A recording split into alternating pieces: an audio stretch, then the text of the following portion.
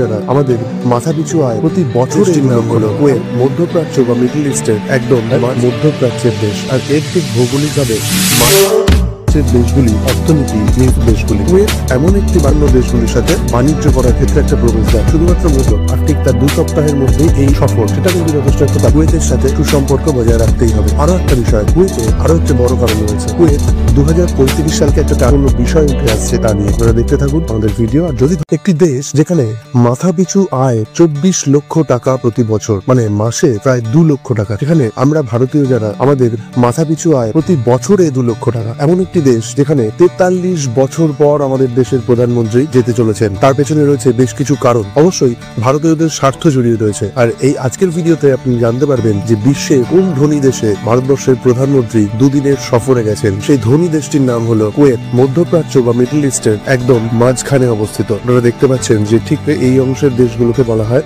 মধ্যপ্রাচ্যের দেশ। আর এর ঠিক ভৌগোলিকভাবে মাঝখানে যে অবস্থিত দেশটি রয়েছে এটি হচ্ছে কুয়েত। 1981 সালে তৎকালীন প্রধানমন্ত্রী ইন্দিরা গান্ধী শেষবারের মতো গেছিলেন এই দেশটিতে। আর দেশটির সম্পদের প্রধান অংশই আসে তেল থেকে। আপনারা প্রত্যেকে জানেন যে মধ্যপ্রাচ্যের দেশগুলি অর্থনীতি নির্ভর করে ভূগর্ভস্থ তেলের উপর, এবং গোটা পৃথিবীর ভারত সহ অন্যান্য দেশের যা তেলের চাহিদা, সেই চাহিদা মেটাচ্ছে কিন্তু এই মধ্যপ্রাচ্যের বা মিডল ইস্টের এই সমস্ত দেশগুলি। কুয়েত এমন একটি বাণিজ্যিক কেন্দ্র যা ভারতবর্ষকে মধ্যপ্রাচ্যের অন্যান্য দেশ এবং ইউরোপে একটা বিশাল অংশটাকে নিজের বাণিজ্যের কেন্দ্রের মধ্যে আনতে সাহায্য করছে। তাই কোন কোন কারণ এই সফরের পেছনে রয়েছে সেগুলো আপনারা এবার লক্ষ্য করুন। প্রথম যে কারণটি রয়েছে সেটা হচ্ছে কুয়েত দেশটি ভূ রাজনৈতিক অবস্থান। আমরা যদি ম্যাপে লক্ষ্য করি তাহলে দেখবো যে কুয়েত দেশটা ভারতের বাণিজ্য ক্ষেত্রে একটা প্রবেশদ্বার বলা যেতে পারে। কোন দেশগুলোর প্রবেশদ্বার? সেটা মধ্যপ্রাচ্যের অন্যান্য দেশগুলির সাথে বাণিজ্য করার ক্ষেত্রে একটা প্রবেশদ্বার। শুধুমাত্র মধ্যপ্রাচ্য নয়, এটি ইউরোপেও বাণিজ্যের একটা প্রবেশদ্বার। অবশ্যই সমুদ্র পথে। যদি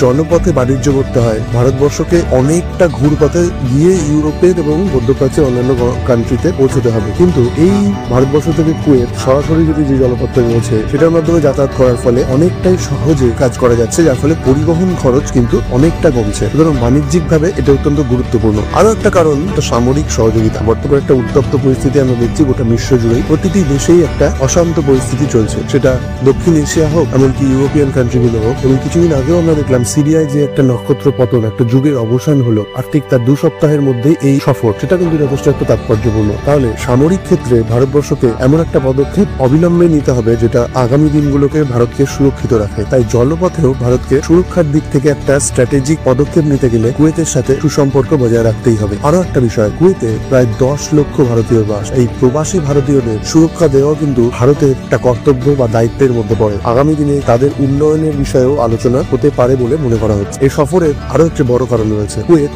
2035 সালকে একটা টার্গেট করেছে। সামাজিক এবং অর্থনৈতিক কিছু সংস্কারমূলক কাজের জন্য কুয়েত 2035 সালকে টার্গেট হিসেবে রেখেছে। আর এমনই একটি ধনী দেশে ভারতবর্ষ কুয়েতের বাণিজ্য ক্ষেত্রেও নিজেদেরকে সামিল করতে আগ্রহ প্রকাশ করছে। ভারতের এই সফর যথেষ্ট তাৎপর্যপূর্ণ আগামী দিনে ভারতবর্ষের অর্থনীতিকে আরো সমৃদ্ধ করতে। তাই নজর থাকবে এই 2 দিনের প্রধানমন্ত্রীর সফরে, এবং আগামী দিনে ভিডিও নিয়ে আসছি এই সফরে কি কি নির্যাস বা কি কি গুরুত্বপূর্ণ বিষয় উঠে আসছে তা নিয়ে। আপনারা দেখতে থাকুন আমাদের ভিডিও। আর যদি ভালো লাগে অবশ্যই একটা লাইক এবং সাবস্ক্রাইব করে দেবেন। ধন্যবাদ।